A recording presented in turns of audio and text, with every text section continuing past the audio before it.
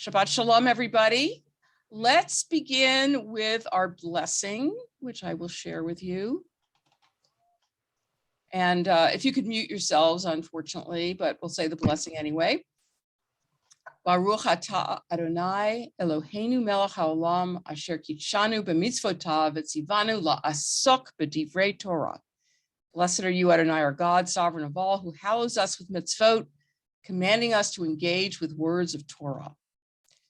Okay, so the last time we met, which was, oh, hi, Christine, good morning, Shabbat Shalom.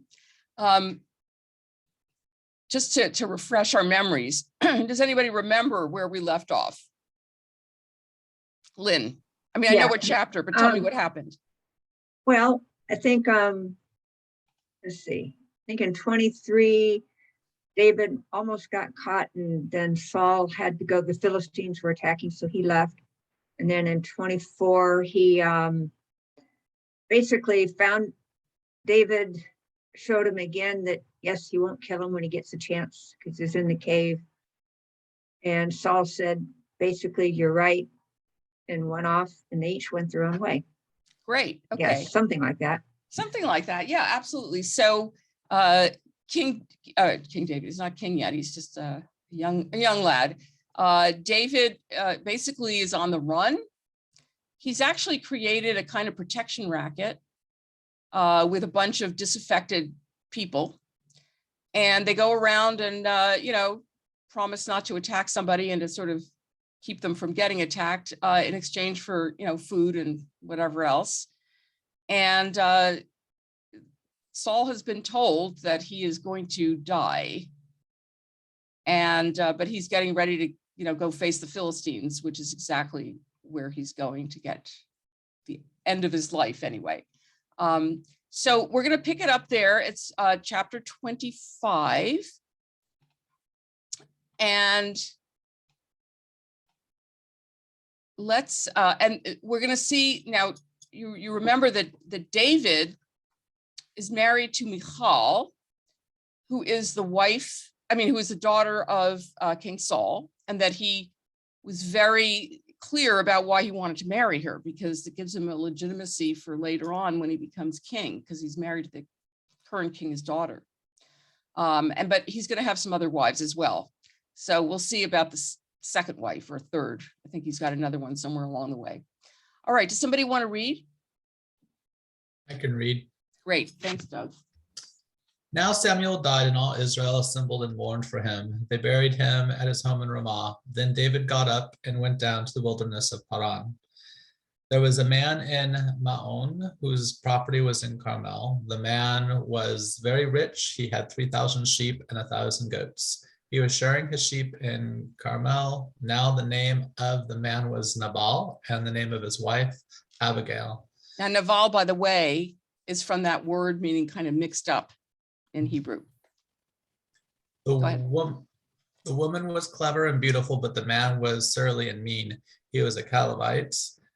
David heard in the wilderness that Nabal was shearing his sheep. So David sent 10 young men, and David said to the young men, "Go up to Carmel and go to Nabal and greet him in my name. Thus you shall salute him. Peace be to you, and peace be to your house, and peace be to all that you have.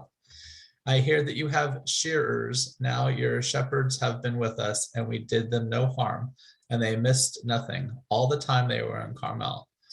Ask your young men, and they will tell you. Therefore, let the young men find favor in your sight, for we have come on a feast day. Please give whatever you have at hand to your servants and to your son David." Okay, so let's just stop for one sec. So you see, this man is wealthy. That's important to remember. His wife is beautiful and clever. She's smart. You'll see why in a moment. He was not a nice guy. And basically what David is saying is, hey, you know what? We didn't hurt you. So, hand over some goods. As I said, he's a protection racket. Lovely background for a king, but nonetheless, this is what he did. Okay, thank you. But one of the young men told Abigail, Nabal's wife, "David sent messengers out of the wilderness to salute our master, and he shouted insults at them. If the men Yet the men were very good to us, and we suffered no harm, and we never missed anything when we were in the fields, as long as we were with them. They were a wall to Wait a us. second. Okay, Did I I was skip wondering, something? no, we're at verse 9, sorry. Oh, sorry, I was lost trying that to follow section. and I thought, wait a There we minute, go. what did I Sorry. miss? When David's young men So- came, they said all to this Nabal in the name of David, and then they waited. But Nabal answered David's servants, "Who is David? Who is the son of Jesse?" There are many servants today who are breaking away from their masters. Shall I take my bread and my water and the meat that I have butchered for my shearers and give it to men who came from I don't know where? So David's young men turned away and came back and told him all this. David said to his men, "Every man strap on a sword," and every one of them strapped on a sword. David also strapped on his sword, and about 400 men went up after David, while 200 remained with the baggage. Okay, so let me stop there for just a sec. So this guy's saying, I am not doing this, right? I am not giving my stuff to you. Who the hell are you? And so David, reacts in, sort of impulsive fashion in a way. Let's go, attack them. If they're not going to give it to us voluntarily, we're going to attack them. So see, I'm moving the text. That's why you got confused. So now they're going to tell the wife, Abigail. Well, one of the young men told Abigail, Nabal's wife, "David sent messengers out from the wilderness to salute our master, and he shouted insults at them. Yet the men were very good to us, and we suffered no harm, and we never missed anything when we were in the fields, as long as we were with them. They were a wall to us both by night and by day. All the while we were with them, keeping the sheep. Now, therefore, know this and consider what you should do, for evil has been decided against our master and against all his house. He is so ill-natured that no one can speak to him." Okay, keep going. Then Abigail hurried and took 200 loaves, 2 skins of wine, 5 sheep ready dressed, 5 measures of parched grain, 100 clusters of raisins, and 200 cakes of figs. She loaded them on donkeys, and she said to her young men, "Go on ahead of me, I am coming after you." But she did not tell her husband Nabal.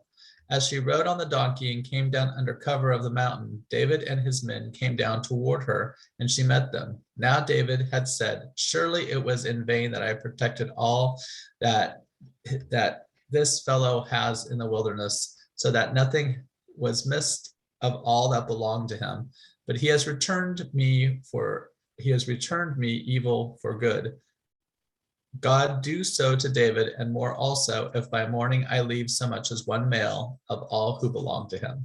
So David's basically saying, hey, we protected these people and their animals from any harm. And look at the thanks we get, nothing. So we're going to go kill them all and take what we consider to be ours. Now, Abigail is going to be very, very smart about this. First of all, she's bringing all kinds of stuff to them. She doesn't tell her husband because he's not a nice guy. And he would say, what? You're doing what? So let's see what she says to him. This is an important speech here. When Abigail saw David, she hurried and alighted from the donkey and fell before David on her face, bowing to the ground. She fell at his feet and said, "Upon me alone, my lord, be the guilt. Please let your servant speak in your ears and hear the words of your servant. My lord, do not take seriously this ill-natured fellow Nabal, for as his name is, so is he. Nabal is his name, and folly is with him. But I, your servant, did not see the young men of my lord whom you sent." Now Okay, that so she's being, what is her sort of attitude here? How would you characterize her attitude? I don't know. I don't know. Very humble. I don't know how we did that. I wasn't in on it. So I've just been a nice person, and please don't be a mob boss. Okay, good. And Jane? I think she's acting very humbly before David. She's treating him like a king, and he isn't like a king yet. Absolutely. So she's being very humble, and she's saying, hey, Mhm. don't pay attention to my husband. He's all, vermished, Naval. He doesn't know what he's doing. Don't pay attention to him, pay attention to me. And yeah, she bows to the ground. She falls at his feet. it's my fault this happened, you know, give me a minute to She's explain taking everything. sole responsibility. I'm Yes. sorry, Robert. She's taking sole responsibility, and because she's saying, I did, I never met your messengers. I never got the message. Uh-huh. She's very clever. Very. But she is. Very. Okay, so let's see what else she has Sorry. to tell him. Yeah. Okay. Now Doug. then, my Lord and the Lord, as the Lord lives and as you yourself live, since the Lord has restrained you from blood guilt and from taking vengeance with your own hand. Now let your enemies and those who seek to do evil to my Lord be like Nabal. And now let this present that your servant has brought to my Lord be given to the young men who follow my Lord.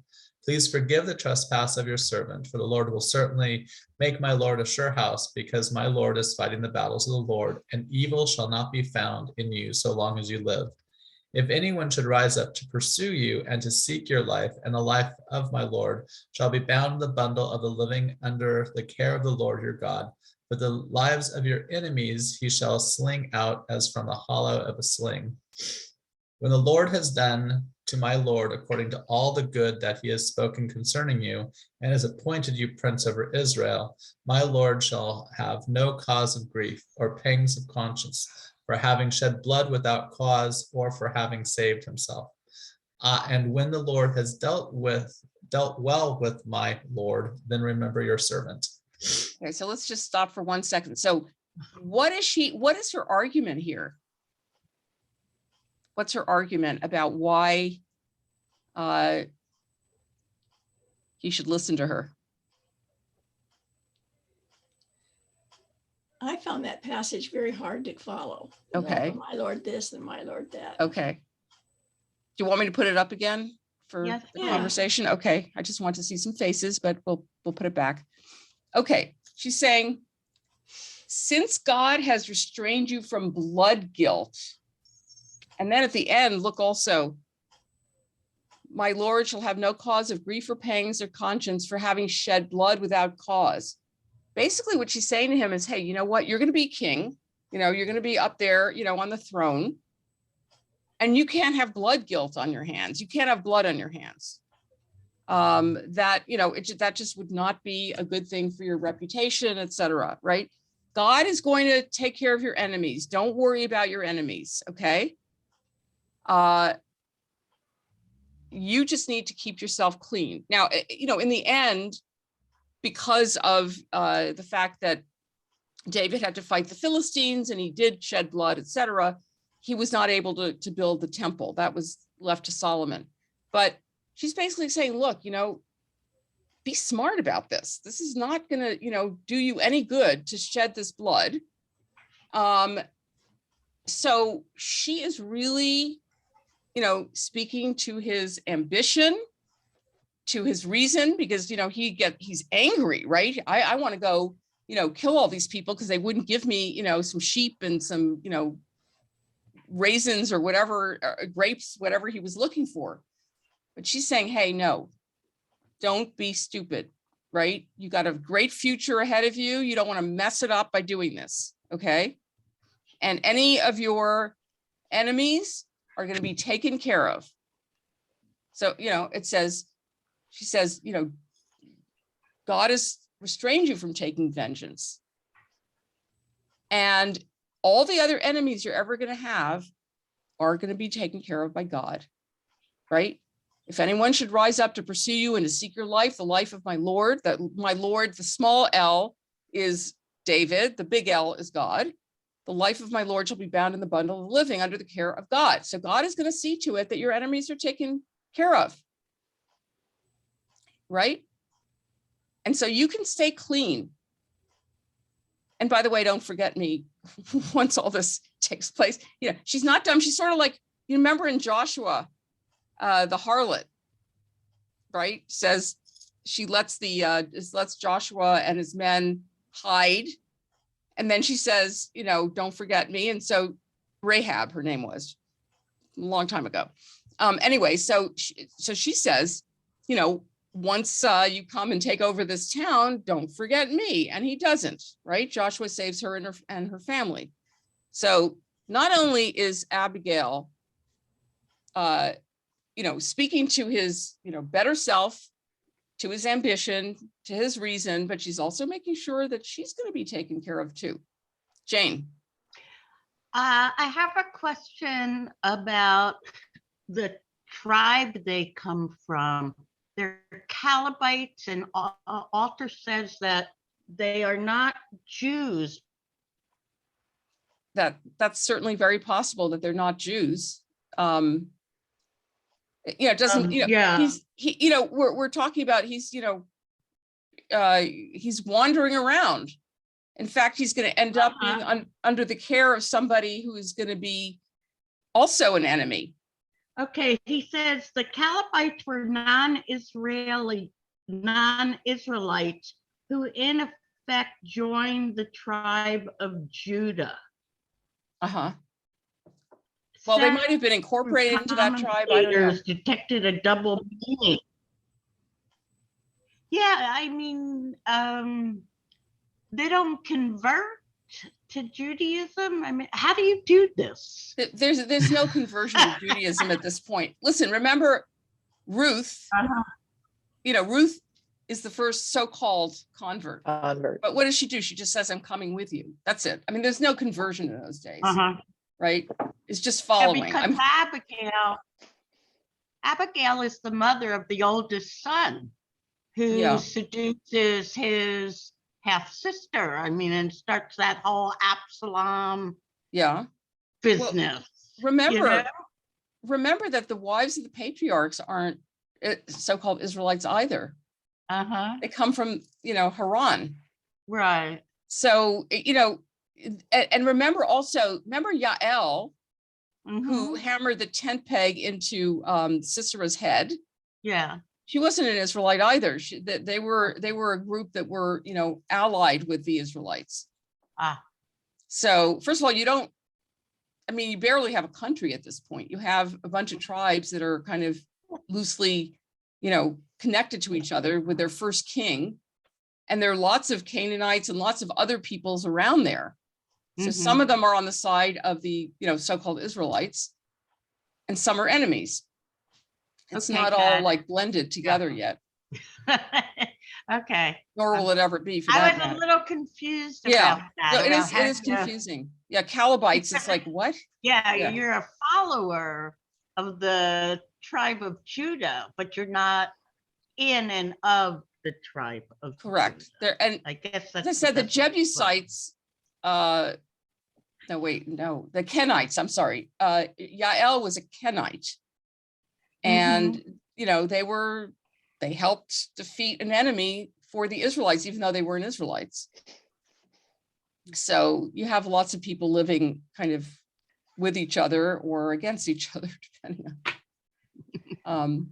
So are there any other comments or questions about Abigail? Yeah, go ahead, Christine. I think it's just brilliant that she's saving all the kids, all the sons, by basically appealing to him as saying, look, we're the two reasonable ones. My husband is a Dummkopf, right? And he doesn't know what he's doing, but I do, and you do. And so, beyond your anger, look, there's something in this for you. Yep. But you've got to be patient. Yes, exactly. And so he can hear that. I mean, he's not Donald Trump. Well, listen, she is beautiful. Don't forget, she's not only smart, but she's beautiful, right? He's pissed. And she comes and she bows down to him, and she's bringing all this bounty with her. Yeah. And she's beautiful and well-spoken. She's beautiful.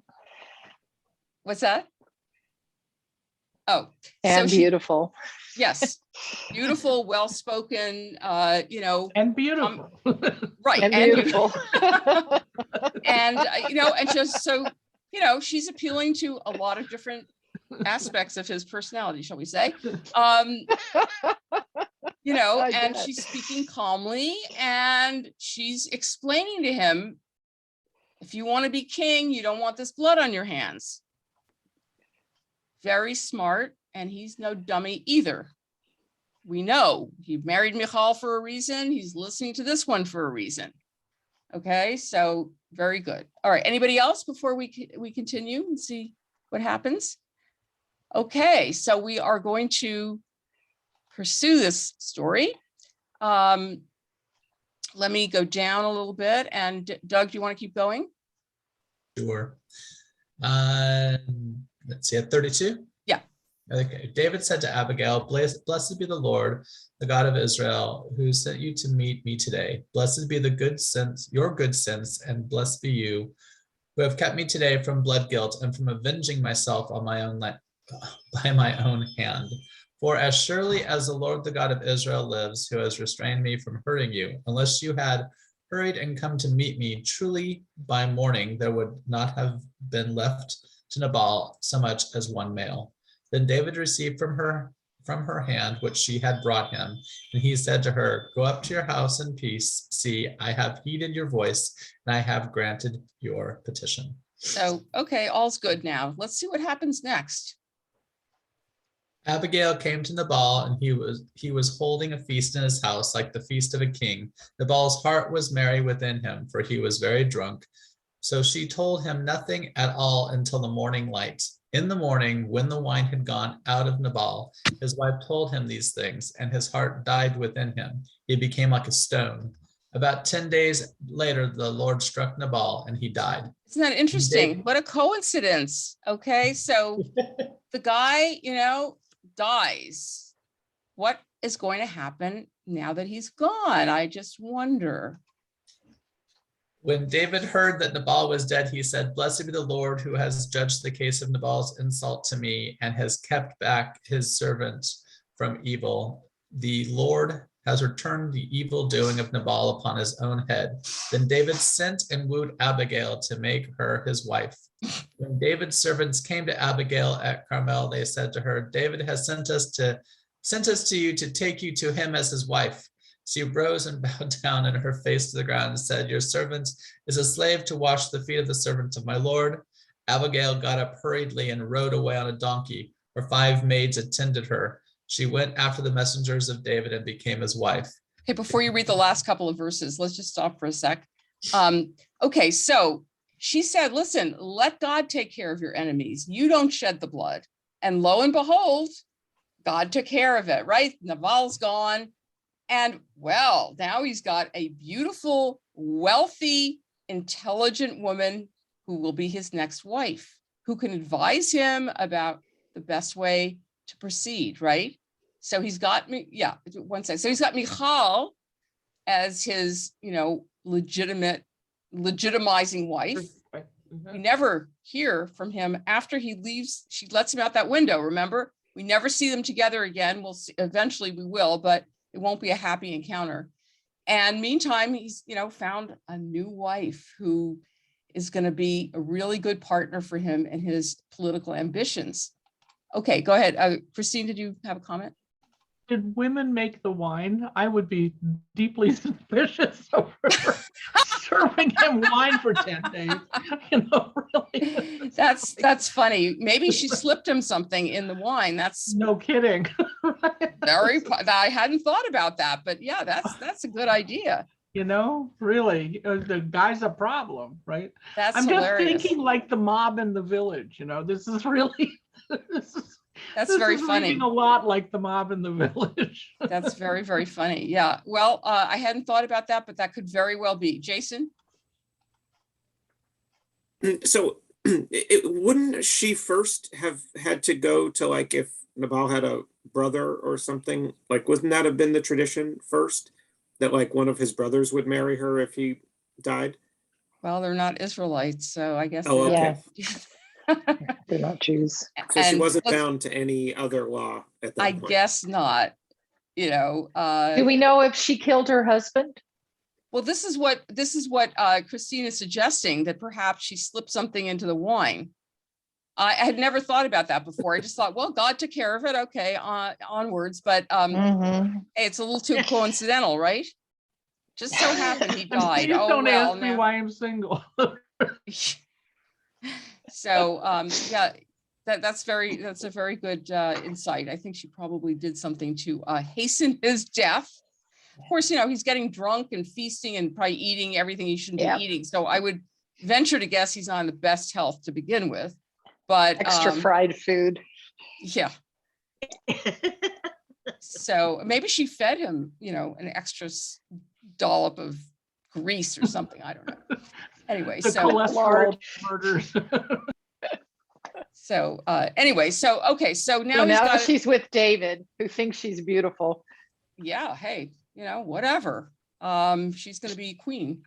All right, so let's look at the last couple of verses. Doug, if you wouldn't mind just doing the last two. Sure. David also married Ahinoam of Jezreel. Both of them became his wives. Saul had given his daughter Michal, David's wife, to Palti, son of Laish, who was from Galim. Okay, so a couple of things. One is men were allowed to have a lot of wives.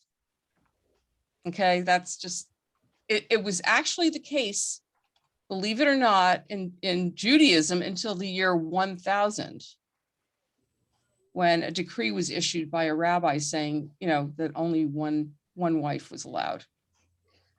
And, Jacob had 4 wives, right? Essentially. And then I'll get right to you, Christine. Then also notice Saul has this, I'm going to sneeze, sorry. Sorry. Notice that Saul has also decided to give his daughter to another man, even though David's not dead. How does he get to do that? But that's going to be significant. Keep that in mind for later. Christine, go ahead. I was just wondering why in the year 1000 it was decreed not to. What was going on that the polygyny was banned? Okay, you're asking me something I can't answer. Okay, sorry. Because I'm just curious, why do these things suddenly stop? Like, we know the Mormons stopped it because they Utah wouldn't be allowed to join the Union. Okay. Good reason. Well, I mean, it may be No. because of the influence of Christianity. I don't know. I'd have to. It's Rabbi Gershom, I think his name was. But I will look this up and. Are we talking 1000 AD? Yes. Yeah. Yeah. And actually,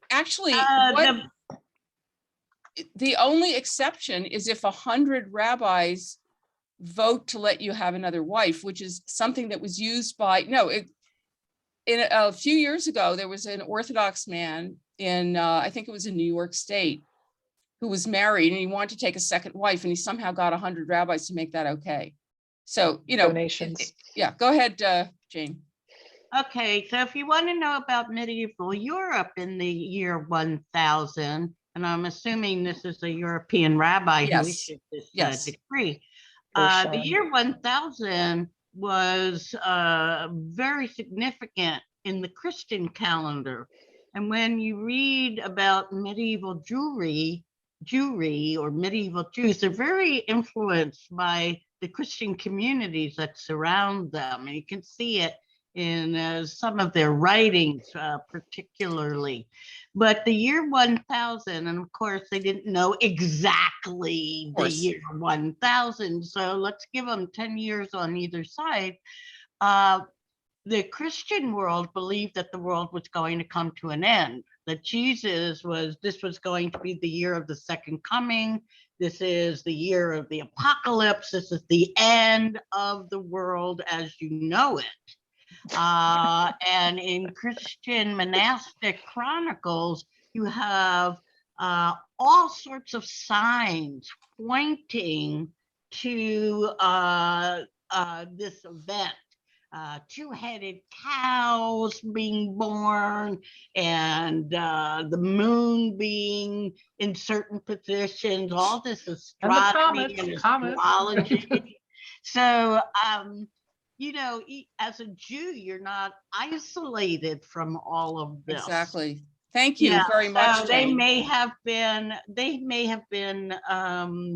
the rabbi may have been really influenced by this and thinking, well, if it's the end of the world for Christians, then it's the end of the world for us as well. Thank you, Jane. Yeah, You're oops, I was trying to, I want to share something. I just quickly looked something up. So Rabbeinu Gershom enacted the cherem. There are different reasons for the benefit of the family unit, because of quarreling. The assumption is that a monogamous family will be more harmonious. Well, they could have figured that out 1,000 years before that, okay? Another reason is that it protects the rights of women, meant to deter men from abusing their wives. Another reason is that it ensures the prohibition against divorcing a woman against her will. You know, if you can just marry another wife, you don't need to divorce her first one, you know. The financial difficulty of maintaining more than one wife. So these are lovely explanations. I doubt that they're real ones. It also says, let's see, halachipedia. More likely Did it was you know there the such a thing as assimilation. Can you see the halachipedia? Yeah, okay. So it's a series of rabbinic degrees enacted by Rabbeinu Gershom for Ashkenazic community. Okay. Now they say circa 1,000, right? So we, as you said, they don't know exactly when. So it says if a man is already married, he's prohibited from marrying another woman. He's prohibited from divorcing his wife against her will. You're not allowed to read other people's mail without permission. We should give that to the government. Okay. So I before think that, it was the assimilation issue, the I think fact that so. I think Christianity so. had started to permeate and Jews wanted to fit in, because throughout history, that's been the, you know, one of the benefits of having been in the diaspora is that Jews had to really learn to agility in terms of fitting into the cultures they were in so that they could survive, which is both good and bad. Yeah. I really like your use of the term agility. That's good. Yeah. So it was supposed to end in like Euphemisms. the 15th century or something, but they continue. They still you know, obey this. I'm trying to see. Hey. Oh, I was trying to see where it says a thing about 100 rabbis, but I don't know. I don't see it here right off the bat. Contemporary relevance. All right. Anyway, so you could look this Here up. it is. Where? Here it is, right there. For the heter to be granted and allow him to remarry another woman, 100 rabbis from at least 3 different states or countries. Yeah, thank you. Facts of the case. Yep. Great. Thank you. Okay, so it may be surprising to you that it wasn't until the year approximately 1000 that this was ended, this idea of polygamy, but there are always loopholes, right? All right, any other questions? Y21. I'm sorry? Y21. Oh, yeah. 1000. Yeah. But yeah, the medieval Christian environment was certainly, I'm sure, a factor in this. Okay, so we're going to continue and see what happens next. Let's see. Oh, that's not what I want. Hang on a sec. I got to get the this back. All right. Here we are. I'm going to go to Samuel 26. Okay.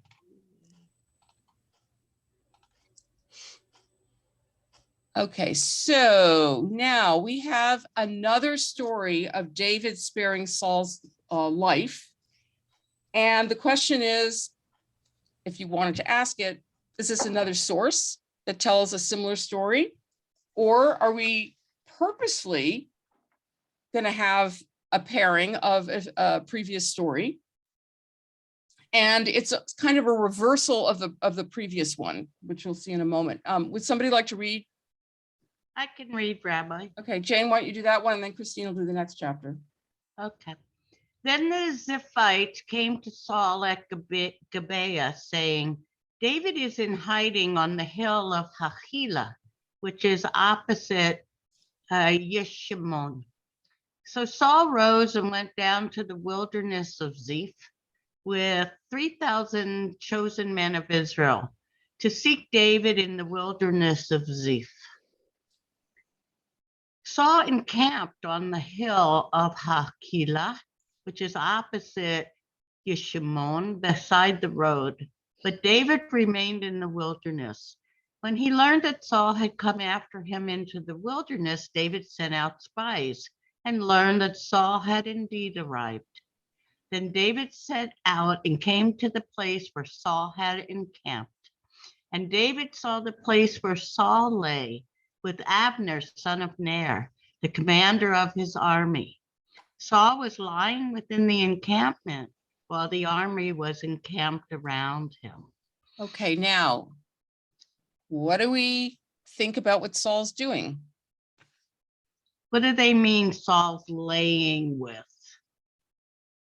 Oh, I think it's just where he's Oh, lying down and not resting. like Jonathan and David. I don't lying think so. together. I don't think so. Okay. I mean, who knows? You know, commas are very important, right? So just one sec. So what did Saul say last time he encountered David? I could have killed you, but I didn't. That's what David said to Saul. that's what But David what did said. Saul say to him? Don't worry. And you're He right. said- Yeah. He said, I'm never going to do this again. Right? Uh-huh. And here he is going after David again. Okay, Christine, did you have a comment? Yeah, I mean, they're being really protected by their army. I mean, really, Saul is nervous here, you know, or else he wouldn't have been at the core of this encampment Right. with his commander, right? It's like, protect me. Anybody else? Hmm. Okay, so we'll continue. Okay, we're on 6. Then David said to Ahimelech the Hittite and to Joab's brother Abishai, son of Zeruiah, who will go down with me into the camp of Saul? Abishai said, I will go down with you. Okay, so David- just notice, please, I'm sorry, I just noticed he's got the Hittite with him. Okay, that's a guy who's not an Israelite either, right? Yeah. So again, this kind of underlines the fact that David has this group of disaffected people from different places that are with him, right? It's not really a very flattering picture, right? These disaffected guys, you know, a bunch of ragtag, you know, you kind of think about some of the people who joined the far right on January 6th, you know, just kind of disaffected people who are angry and willing to fight for who knows what reason, right? Just because of whatever happened in their lives. And Avishai is his nephew, is David's nephew. And he is going to be surrounded by 3 nephews, including Joab. Joab is his general. Okay, let's see. Yeah, keep going. I have a question, Rabbi. Yeah. Is this a way of Abimelech the Hittite? Is this a way of linking just the Hittites in with David so that we're not surprised when we come to Uriah the Hittite?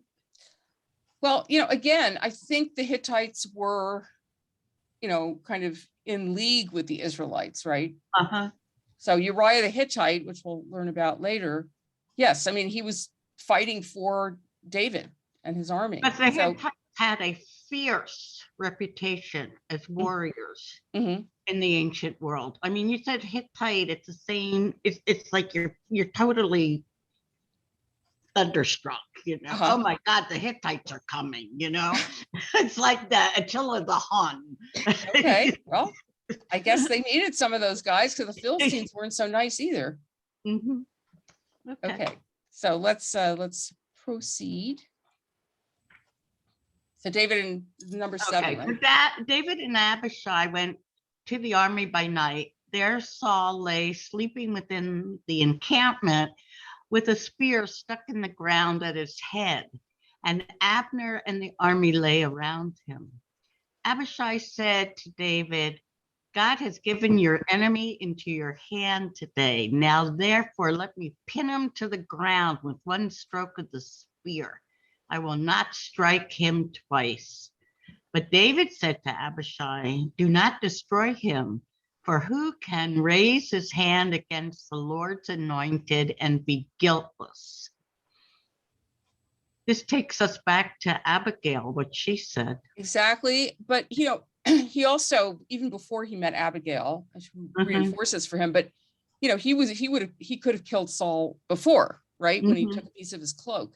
He realizes that that's going just a bit too far, to kill the king. That really is bad. It's, one thing to kill your enemy and have that blood on your hands, but to have, he was anointed by God. He was selected by God. You can't just, but notice that Saul on a number of occasions threw his spear at David, right? And always missed.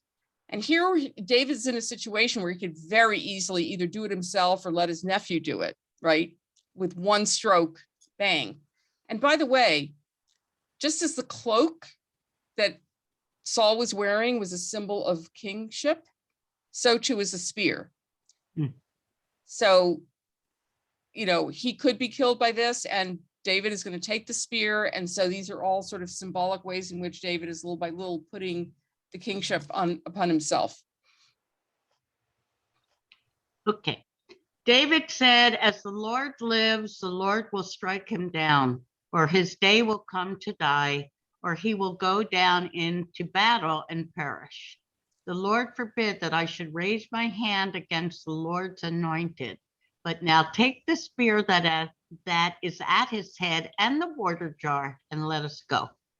So David took the spear that was at Saul's head and the water jar, and they went away. No one saw it or knew it, nor did anyone awake, for they were all asleep, because a deep sleep from the Lord had fallen upon them. Now, notice whoever said before how protected Saul was. Well, why are they all sleeping, right? You have guards. Some of them are supposed to stay awake throughout the night. Here it says, well, God put them to sleep pretty much. But, seriously, you're a king, you're in battle, and that David's wandering around somewhere, there's also the Philistines and all sorts of other enemies. And your dumb army is just falling asleep and doesn't even wake up when, something like this is going on. They probably had a lot to drink before they went to sleep. But it's pretty shocking, I think. Then David went over to the other side and stood on top of a hill far away, with a great distance between them. David called to the army and to Abner, son of Ner, saying, Abner, will you not answer? Then Abner replied, who are you that calls to the king? David said to Abner, are you not a man? Who is like you in Israel? Why then have you not kept watch over your lord the king? For one of the people came in to destroy your lord the king. This thing that you have done is not good. As the Lord lives, you deserve to die, because you have not kept watch over your Lord, the Lord's anointed. See now, where is the king's spear, or the water jar that was at his head? So he's sort of tantalizing Abner, like, gee, Haunting him. Yeah. What were you doing, while I was taking this stuff? And by the way, there's a horse head at the end of your bed. Right.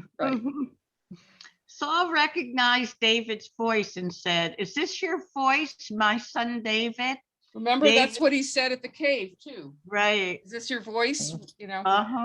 He was very sweet to David, I remember. He's always sweet. It's really and truly like an abusive spouse, right? He tries to kill him, and then he's like, I'm so sorry, I'll never do it again, right? And then he does it again. Next time. Yeah. David said, it is my voice, my lord, O king. And he added, why does my lord pursue his servant? For what have I done? What guilt is on my hands? Now, therefore, let my lord the king hear the words of his servant. If it is the Lord who has stirred you up against me, may he accept an offering.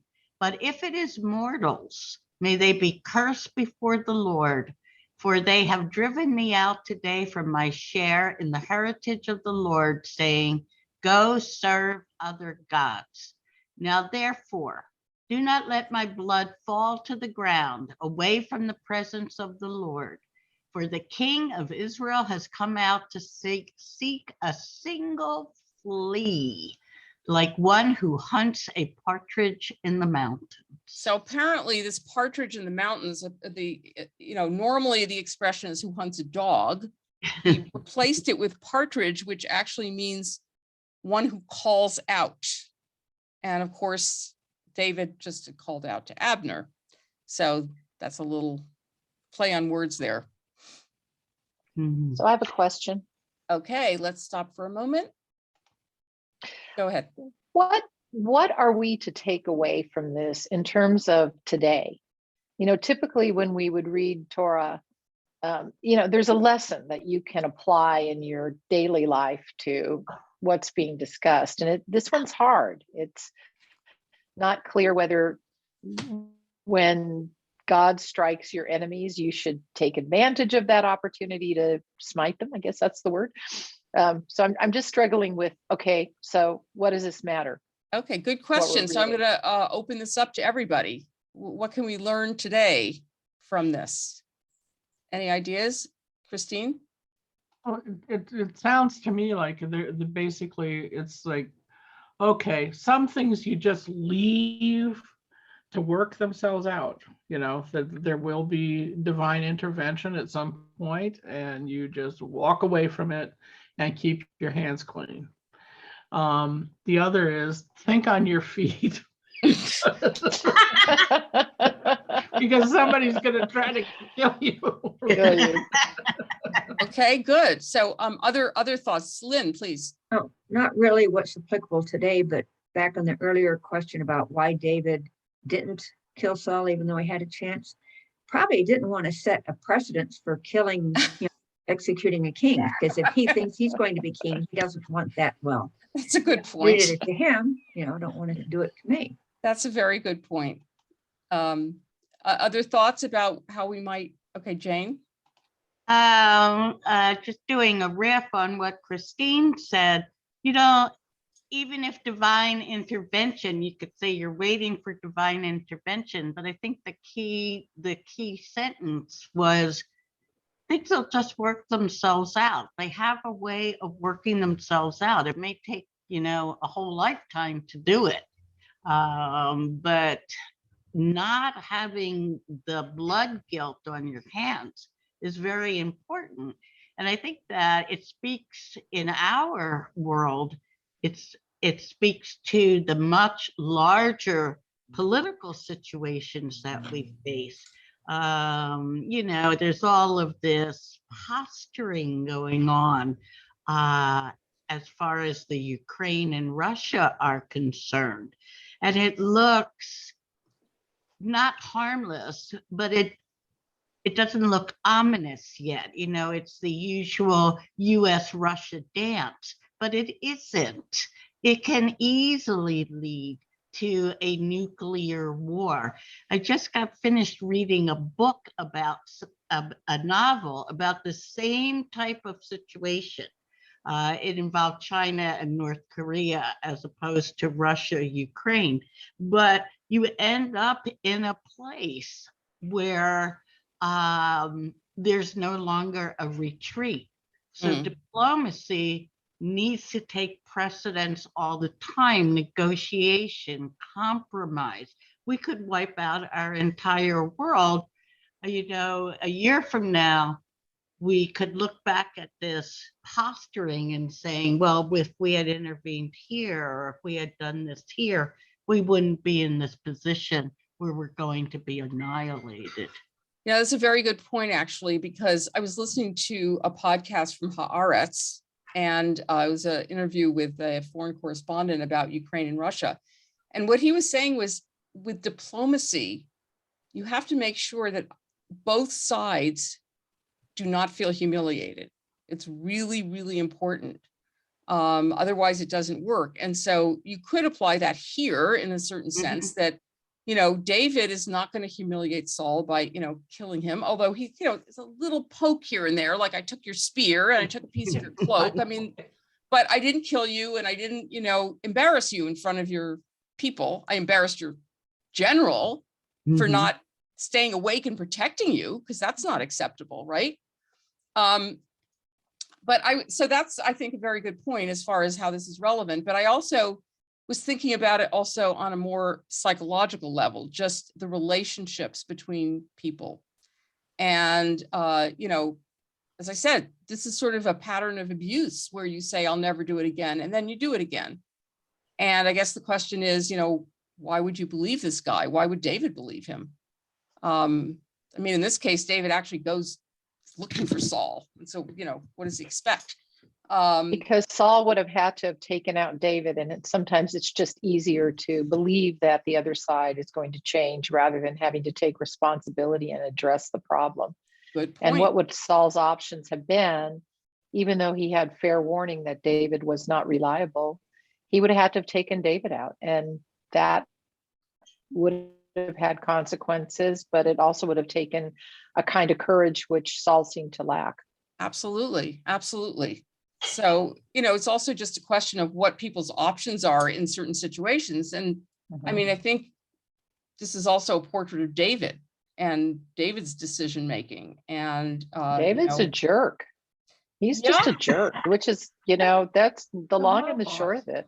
Well, I think there's like another 4-letter word I was thinking of, but since Jason is here. I think it's interesting because if you read the book of Chronicles, you get a very different portrait of David, very cleaned up. He's going to get worse. This is like not the worst yet. This is just, he's off doing this, protection racket, which is not exactly, an elevated role in his life, but he might have been driven to that by the fact that he, is not safe, in his own home. But, I think that there were probably different perspectives on David from those who were, opposed to him. And I'm talking about whoever wrote this. I think there are probably different strands in here. Certainly at the beginning, David is this sort of exemplary guy who's a great warrior, and everybody loves him, and he does everything right, and he's still actually on his way to doing things right. He does some things that are right, but especially on a personal level, he is not too swift. Like you'll see what happens with his children, with his wives. He's just really not, he's one of these people who's very political. He knows how to maneuver politics, but when it comes to, inner relations, he's not so great. And maybe that's one of the reasons he and Saul don't get along. Who knows? Once we see the whole story of David, you might look back and go, was this all Saul's fault? Maybe he did something to provoke Saul and make Saul hate him. I don't know. I know. Do those begin to answer your question, Melissa? Yeah, no, that's helpful to provide perspective. Christine has another comment. Go ahead. I think there's also an element of, don't act out of rage and vengeance, because it's going to be a disaster. You can tweak somebody and remind them that you could have done this, but you didn't. But acting on that kind of stuff is going to bring everybody into greater and greater danger. Right. And right. And the Russia-Ukraine thing, and meanwhile, the Ukrainians are terrified, right? It's like, okay, you're doing all this negotiating, and we're sitting here trying to figure out if we're going to get invaded and what's going to happen. What do we do with the kids? Where are they going to go? Well, and so on. And all these wars are going on here in Israel as well. I'm talking about in the Bible that, there's the Philistines, and there are a lot of wars going on between a lot of different people. But I was thinking that what you were saying before about not acting on rage, that, okay, David's been told you're going to be king. So just shut up and wait for it to happen, right? Don't push your luck. Don't force it to happen, right? And actually, if you think back to the story of Abraham, So Abraham and Sarah are told, you're going to have a child, right? The three messengers come and announce this. Well, you could say, I mean, I'm not saying I take this position, but you could say Sarah did not have enough faith because she didn't have a kid. So she said, here, take Hagar. She pushed Hagar into the mix. Hagar had a kid. Then she got all jealous of Hagar and Ishmael. And so by not waiting and being patient, she created a very bad family situation. And the same thing here with David. If he, hadn't listened to Abigail, he would have done something that might have jeopardized his becoming king. So I'm not saying you have to just have faith that God's going to make everything work out. I'm just saying sometimes patience is important to get what you want, and you can't push it and make it happen earlier. You can think about this also in terms of, let's say, a company that has, somebody who's the director or the chairman or chairperson or the, the CEO or whatever, right? And you're ambitious and you want that job, well, what are you going to do to get it? Are you going to, really cause a lot of casualties to get there? Or are you going to be patient enough to work it in a way that is, not humiliating to anybody, including the person that you're replacing, right? I see out of this that it seems, well, David obviously is very motivated by himself, what's good for David. It seems like whoever wrote this too and David, to the story of David, is strengthening the idea of a monarchy, because it's okay to kill everybody else, but not God's anointed. Yeah. So he's got no problems with, but not God's anointed. And in the long run, it's not good for him because it attacks the monarchy, which they're going to build, which, he's sort of setting this in motion. Well, remember the book of Judges ended by saying that it ended by saying that, things were not going well because everybody did what was right in their own eyes because there was no king, right? So that was setting it up for monarchy. On the other hand, remember Deuteronomy says the king should only spend his time writing a Torah scroll, because otherwise what's the king going to do? Tax you and make you work, which is exactly what Solomon ends up doing, right? Which Samuel says too. He doesn't and want Samuel says the same thing when they say we want a king. He says, no, God's the king. So there's a real ambivalence here about yes, right, exactly. There's an ambivalence about whether or not a king is okay. They needed a king because the Philistines were a real threat, and they needed to be united to fight the Philistines, and other reasons why. And they were fighting each other. They were destroying the tribe of Benjamin. They were fighting each other. Exactly. So there's a reason to have a king, to unite people, to, what's that? The thing about scale, that you consolidate things so you can be more efficient.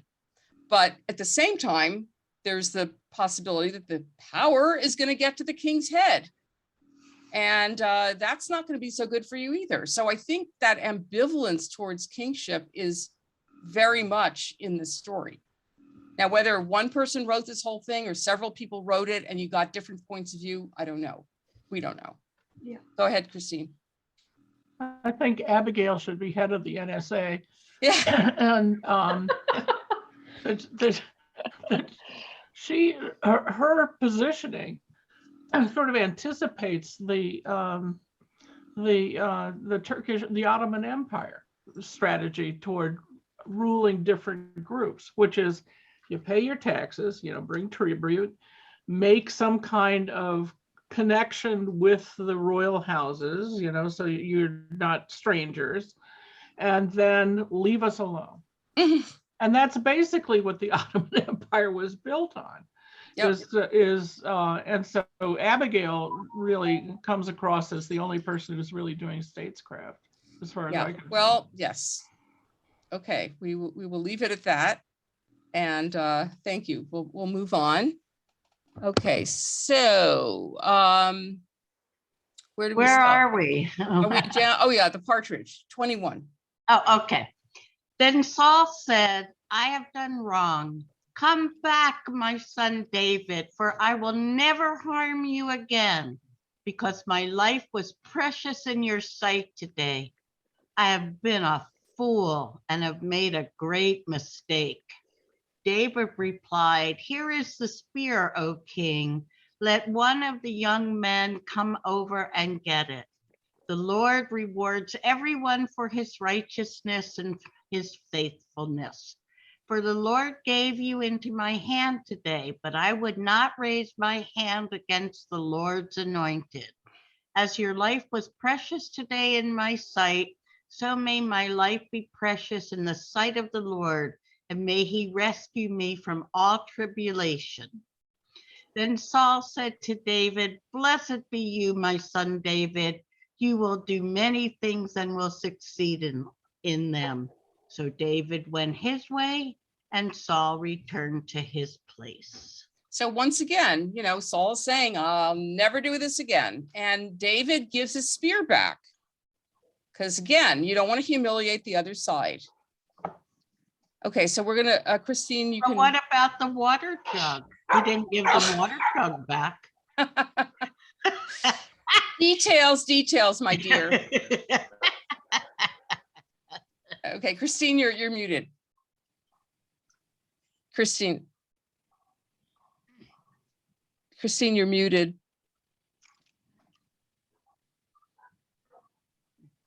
There you go. Okay. David serves King Achish of Gath. David said in his heart, "I shall now perish one day by the hand of Saul. There is nothing better for me than to escape to the land of the Philistines. Then Saul will despair of seeking me any longer within the borders of Israel, and I shall escape out of his hand." So David set out and went over, he and the 600 men who were there with him, to King Achish, son of Maoch of Gath. David stayed with Achish at Gath, and he and his troops, every man with his household, and David with his two wives, Ahinoam of Jezreel and Abigail of Carmel, Nabal's widow. Then when Saul was told that David had fled to Gath, he no longer sought for him. Okay, now let me ask you, what is the significance of Gath? Oh, that was the Philistines.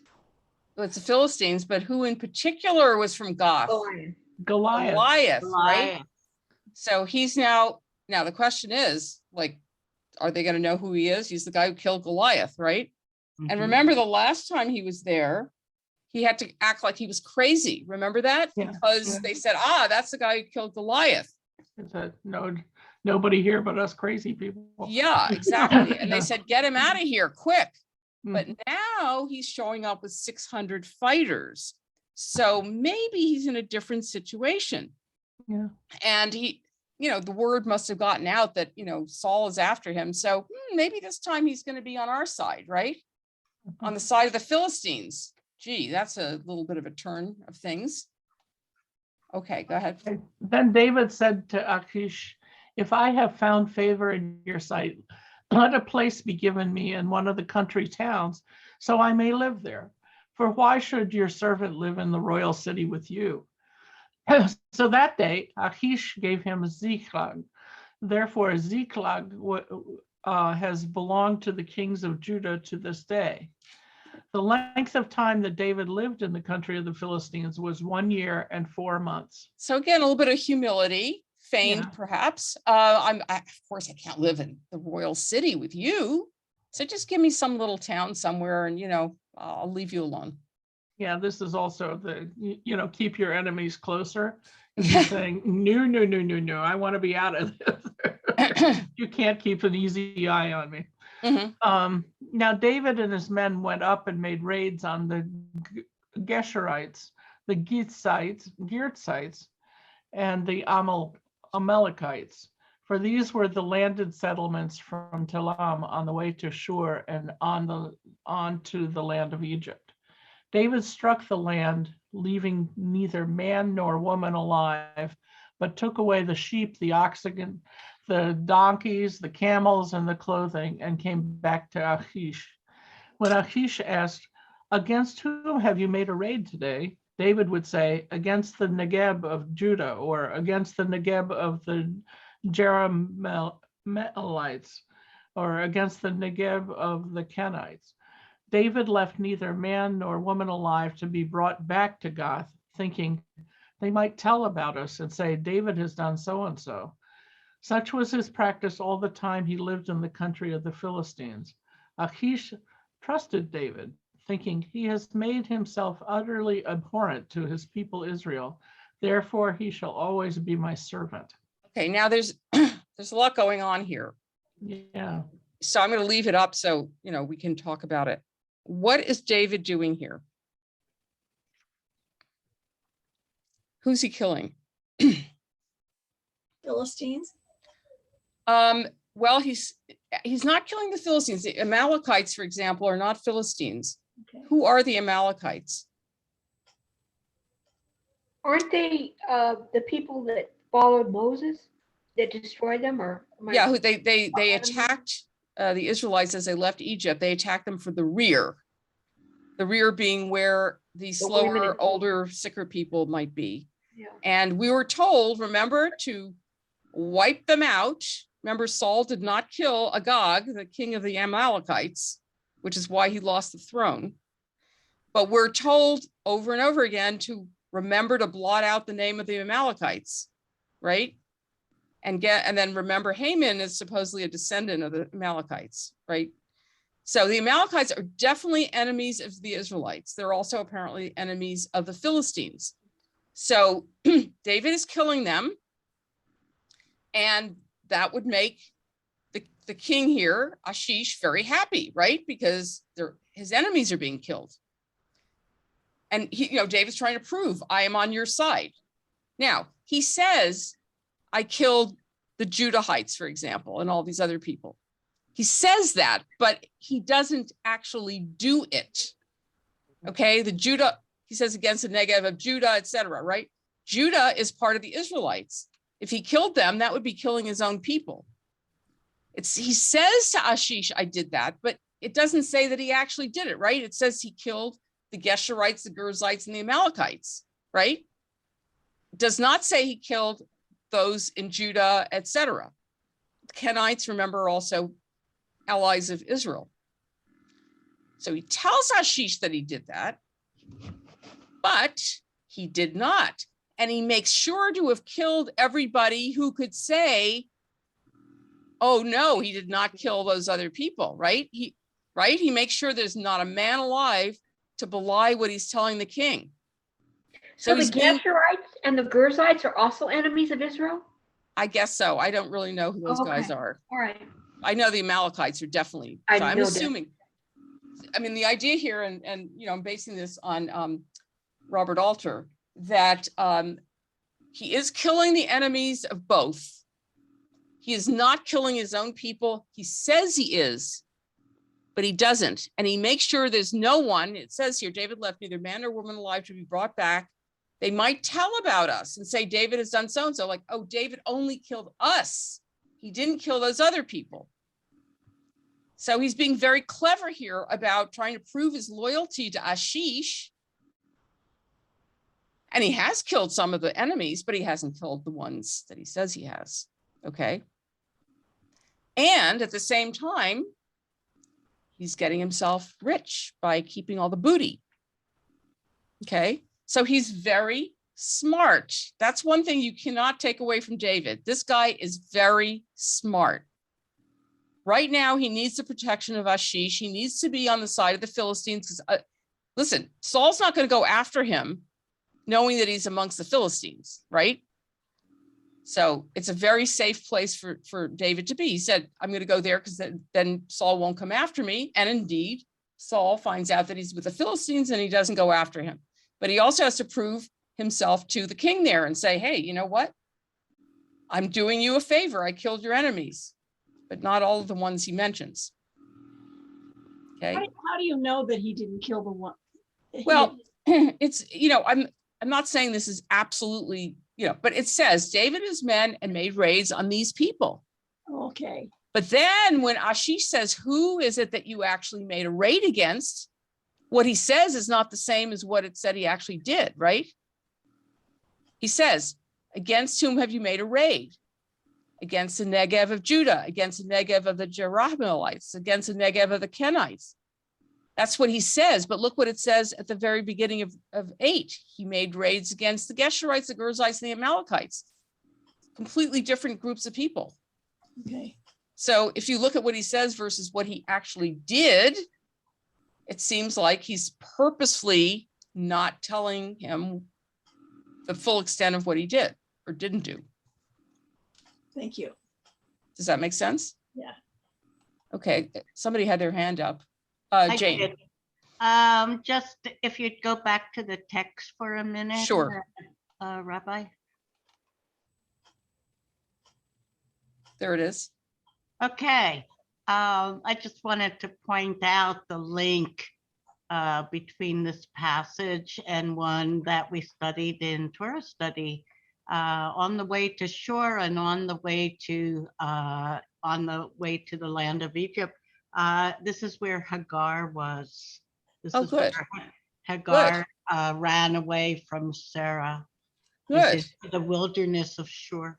Thank you. Thank you. Thank you. So, I read somewhere that David had to establish his links to the patriarchs, or he wanted to establish his link to the patriarchs to make himself a more legitimate king. So I think this might be a very clever way of doing it as far as commentary is concerned. Interesting. Yeah. Yes, Christine? The only thing that's sort of jarring in that explanation, I need the text. Oh, I'm sorry. Sorry. Okay. I'm not that quick a learner. The only thing that's jarring with that explanation, I like it, except that we haven't explained why David, that line saying David left neither man nor woman alive to be brought back to Gath. No, that's what I was saying before, that he doesn't want anyone to give the other story, right? See, he killed us, he killed our people, but he didn't kill those other people because he's lying. I know he's lying, but the point is, how can he make sure that they don't say, hey, we're alive? Or maybe he has to tell them, keep your mouth shut or else you're going to get smoked. If they came along and said, hey, we're still alive, he didn't kill us, what do you think Ashish would do to them? Yeah, exactly. Okay. But let me just see if I'm going to just look at what Alter says here. Where were you rating now? That's verse 10. Yeah, when he asked him. Verse 11. Yeah. Well, let me do 10 and 11. So Ashish, of course, wants to know about the military activities of his vassal. David answers with a flat lie, claiming he has been conducting raids against his own tribe, Judah, and against 2 ethnic groups more or less attached to Judah. In fact, he's been attacking only non-Israelite groups. The Negev means dry land and refers to the desert stretching across southern Israel from the Dead Sea to near the coastal plain. Okay, lest they tell about us, saying, thus did David do. That's verse 11. David wipes out all these populations because he wants no one surviving to bring word back to Gath that he has restricted his attacks entirely to Canaanite and related peoples, and also that he has been enriching himself with more booty than he has been sharing with Ashish. So in other words, he's giving some of the stuff to Ashish, but not all of it. His overlord. David is clearly a man who will do anything to survive. His words here will come back in a surprising new context in his elegy for Saul and Jonathan when he says, tell it not in Gath. Oh. That's where I got all this. I don't think I would have picked up on the lying if I hadn't read Robert Alter. I would have just said, oh, whatever, it just would have gone right by me. Okay. But there's definitely, if you look at verse 8 versus verse 10. Yeah. I was just wondering who he was referring to with the man nor woman alive. It refers back to the Geshurites, the Girzites, and Amalekites. No, he doesn't know. Oh, yeah, right, exactly. Yeah, okay, exactly. got it. Yeah. All right, let's do the next one. I think we'll go a few minutes extra since we started late, and let's try to get through 28. And Christine, I think you're gonna. Okay. In those days, the Philistines gathered their forces for war to fight against Israel. Achish said to David, "You know, of course, that you and your men are to go out with me in the army." David said to Achish, "Very well, then you shall know what your servant can do." Achish said to David, "Very well, I will make you my bodyguard for life." He's really gotten the trust of Ashish. Yeah. That's no easy thing. A Philistine king, right? Yeah, yeah. Well, there's nothing like tribute to help. Yeah, tribute helps. Yep. Right.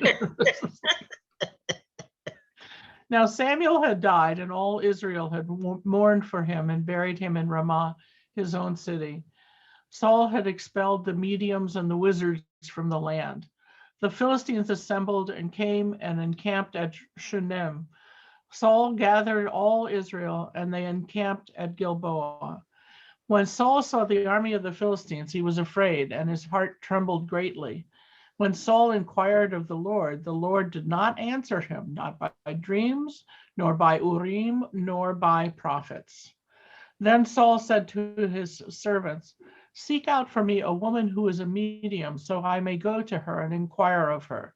His servants said to him, "There is a medium at Endor." Okay, The witch so- of Endor. Oh, yeah. Okay, so Okay. let's stop just one sec. So first of Yeah. all, Samuel is dead, and the Philistines are going to be emboldened by that, right? Because the Philistines are going to think that the Israelites are more vulnerable given the fact that their prophet is gone. Okay, now, it was illegal to go to a medium. Let's start with that. Not to mention the fact that Saul expelled the mediums, right?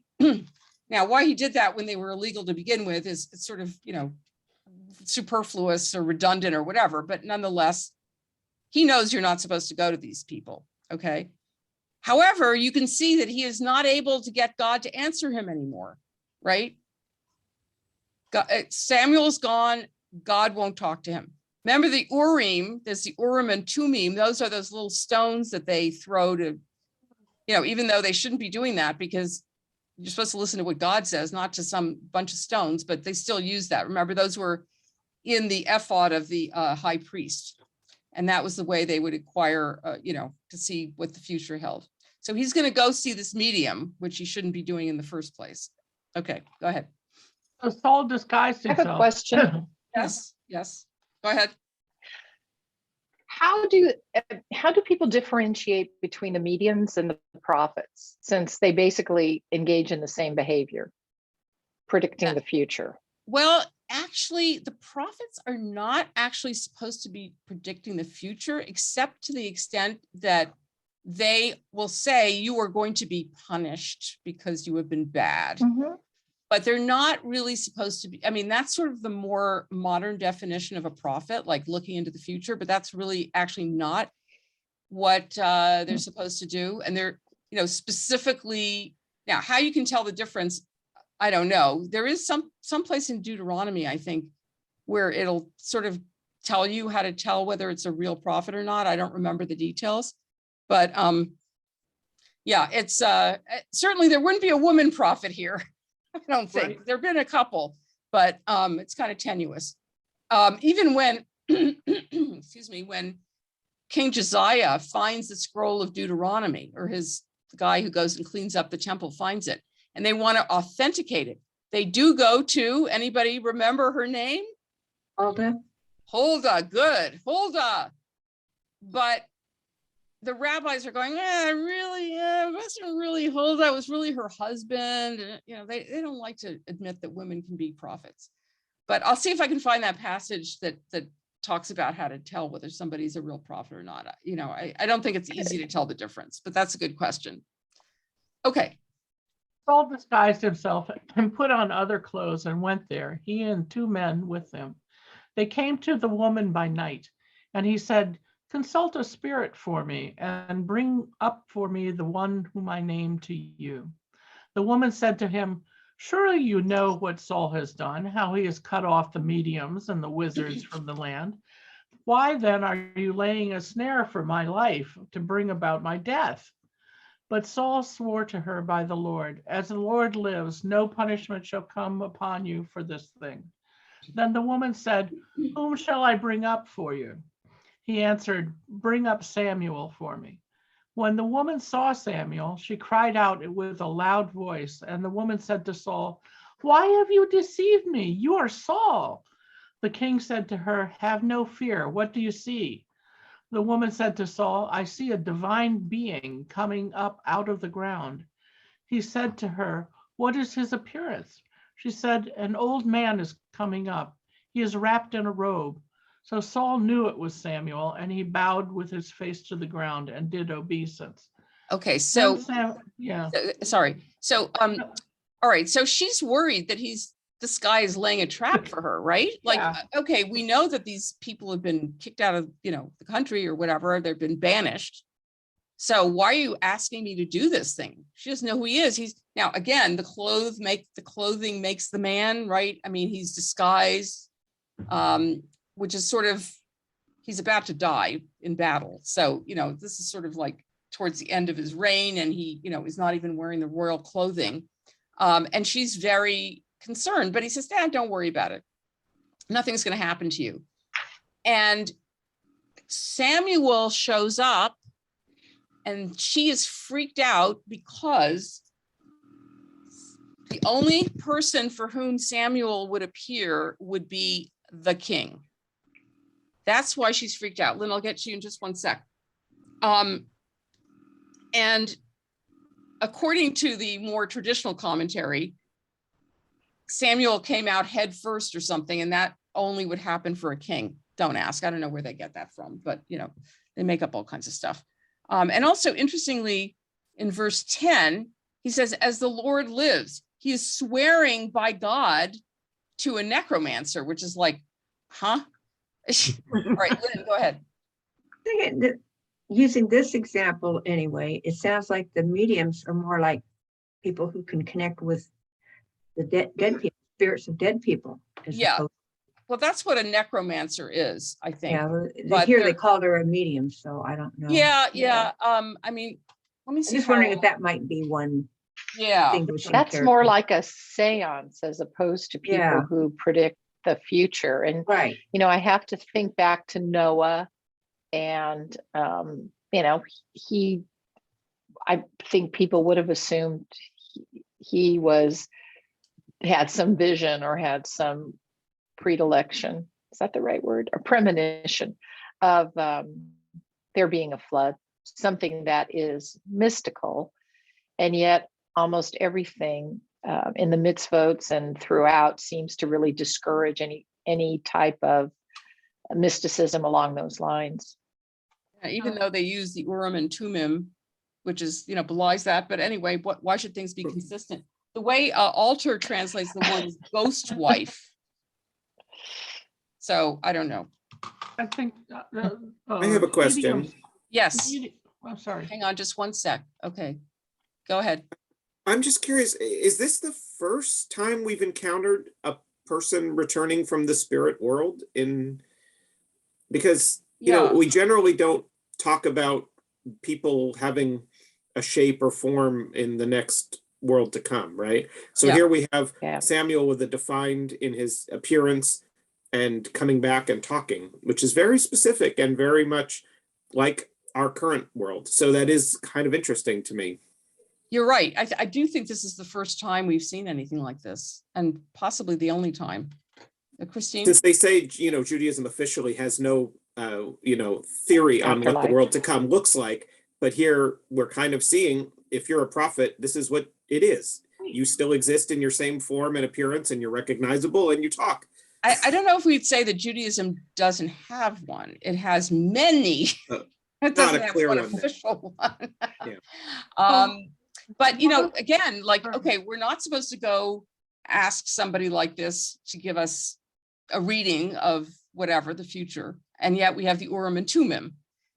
We're supposed to only worship one God, yet the second commandment says, the second commandment says there should be no other gods. It's like, what do you mean there should be, or when we sing the Michamocha, who is like you among the gods? Like, wait a second, I thought there was only one. So there's lots of leftover stuff that creeps through, even though we're not supposed to, or it was, eliminated later, but there it is nonetheless. Christine, go ahead. I don't know whether this is wacko or not, but the mediums communicate with the dead. The prophets communicate with God, or those whom God has anointed. The mediums can be women because they're only communicating with the dead and not with the higher echelons of divinity. There you go. So I think that's what's going on here, and you kick them out because why not? They're only women. And Okay, well, it is a There's medium such of, inconsistency about women in as much as in some respects there's great honor to women throughout the Tanakh. So I don't know that just deciding it's always because, well, it was women, and if it were a man, then it would be different. I think it's not these completely convinced these are also. not that. obedient women. These are not Oh, well, obedient yeah. women. They're doing subversive things. Okay. Troublemakers. There's some, there's some wizards who are probably men as well who are not doing what they're supposed to do. Yeah, but they're in Oz. Okay, let's just see if we can get a little further for a couple of minutes and then we'll stop. Okay, so Samuel's coming out here. Where are we? Then Samuel said to Saul, "Why have you disturbed me by bringing me up?" Saul answered, "I am in great distress, for the Philistines are warring against me, and God has turned away from me and answers me no more, either by prophets or by dreams. So I have summoned you to tell me what I should do." Samuel said, "Why then do you ask me, since the Lord has turned from you and become your enemy? The Lord has done to you just as he spoke by me, for the Lord has torn the kingdom out of your hand and given it to your neighbor David.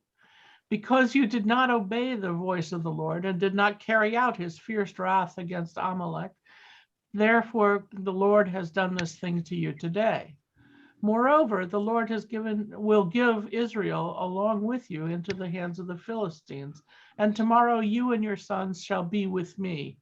The Lord will also give the army of Israel into the hands of the Philistines." So basically, you're sunk, buddy. Okay, Yeah, really. you didn't do what you were supposed to do. David's going to take over, and not only that, you're going to die tomorrow. Yeah, Let's be just careful read the what you ending. ask for, right? Immediately Saul fell full length on the ground, filled with fear because of the words of Samuel. And there was no strength in him, for he had eaten nothing all day and all night. The woman came to Saul, and when she saw that he was terrified, she said to him, "Your servant has listened to you. I have taken my life in my hand and have listened to what you have said to me. Now therefore, you also listen to your servant. Let me set a morsel of bread before you. Eat, that you may have strength when you go on your way." He refused and said, "I will not eat." But his servants, together with the woman, urged him, and he listened to their words. So he got up from the ground and sat on the bed. Now the woman had a fatted calf in the house. She quickly slaughtered it, and she took flour, kneaded it, and baked unleavened cakes. She put them before Saul and his servants, and they ate. Then they rose and went away that night. So when he says he's not going to eat, usually if you're going into battle, you might do something like fast. And she's basically fattening him up for the kill, which is kind of horrible.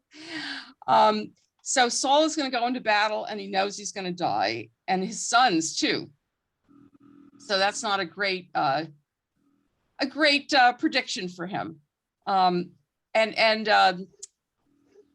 Jane put in the chat that women prepare the dead for burial, so it makes sense that they would be They would communicate with the dead. So that's thank you for that, Jane. I just wanted to mention also that Is that true? I mean, don't we have the Havarta Kadash? Havra Kadisha. Yeah, they could be women too, can't they? No, she said it was women. I mean, can't they be men too? Yeah, well, I guess maybe in those days it was women. I don't know. Jane? Usually it's women that prepare the dead. Traditionally. Okay, so I just want to mention that so our next Torah study is on the 19th of February, and then I've added the dates for March and April. March 5th and 19th, and April 2 and 23. The reason there's that gap is because Passover is in the middle of that. But also on the 26th of February, Dr. Joshua Garraway, who has spoken already at our synagogue a couple of years ago, is going to be doing a Saturday morning session. And all of this is in the adult ed flyer that was sent out to everybody. But I just wanted you to be aware of that. And then next Thursday, Rabbi Harry Rosenfeld is going to speak about important moments in Jewish history. And then, because Harvey asked for this, and so on the 27th of February, Rabbi Lotker and Rabbi Koch, two of my colleagues and friends, and I are going to talk about why we became rabbis, because I guess that's interesting. Okay, I think that's it, unless there are any final comments from anybody. All righty. So I have a quick question. Is the meeting tomorrow both in person and on Zoom? It's only on Zoom. Yeah, thank you for Only on Zoom. reminding Okay. us. Yeah, we have our congregational meeting tomorrow at 1:30. So try to be there if you can. We're going to be voting on the new slate of board members. And if you have questions about any of the reports or anything that's going on at the temple, that's a good time to be there. We have a link for that? It was sent You out. know what? It's at the end Okay. of the agenda. You have to look in the agenda, the very last. Yeah, it was Oh, sent out thank you, yesterday. Melissa. Zoom. Thanks. Yeah, it was sent out yesterday. If anybody needs it, let me know. Okay. I shockingly read everything. Oh, you're so good. You're so good. Okay, Shabbat Shalom. Well, I'm curious. So Hope Shabbat to see you Shalom. tomorrow. Bye, everybody. Shabbat See ya. shalom. Thanks, Rabbi. Sure. Thank you, Rabbi.